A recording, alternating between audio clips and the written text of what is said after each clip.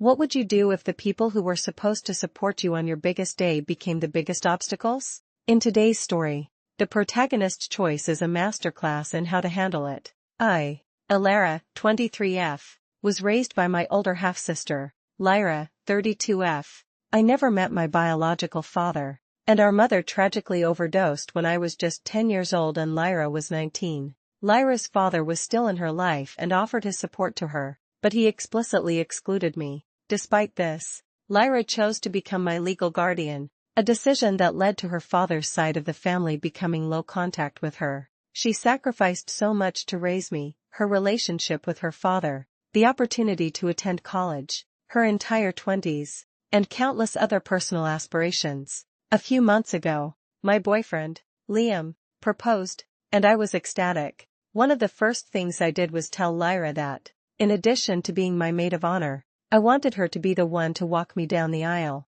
All my life, she had seamlessly filled so many crucial roles for me: big sister, mother, father, and best friend. It felt profoundly right to honor those multifaceted roles on one of the most significant days of my life. Lyra was absolutely thrilled, and so was I. However, when I brought it up with Liam, his reaction was far from what I expected. He immediately objected. His family, you see, is incredibly traditional, and Liam had always envisioned our wedding as a very traditional white wedding. He acknowledged that it was wonderful for Lyra to be my maid of honor, but he insisted that her having two roles was inappropriate, especially since walking the bride down the aisle is usually done by a man. Apparently, his family had simply assumed that his own father, Mr. Davies, would step into that role, given that I don't have any male relatives. I tried to explain my perspective to Liam. I told him that while I appreciated Mr. Davies's willingness to fill that role,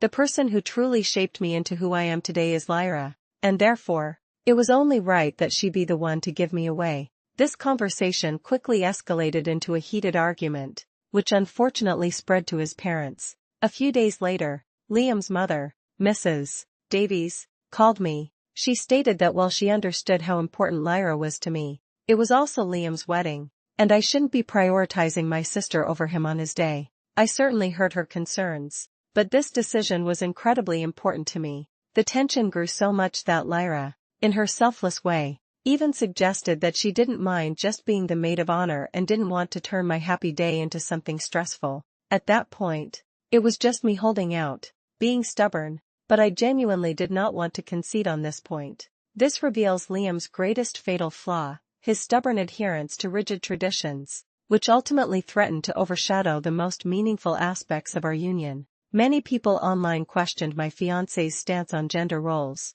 with one person commenting, "Just because something is done one way, does not mean it cannot be done in a different way." This is very telling of how he sees gender roles. I have to question if other things like this have come up in the duration of your relationship. Does he help with housework, laundry, dishes, or do you do them because they are woman chores? NTA and I would die on this hill. Interestingly, Liam and his family were contributing significantly to the wedding, paying for about 75% of it.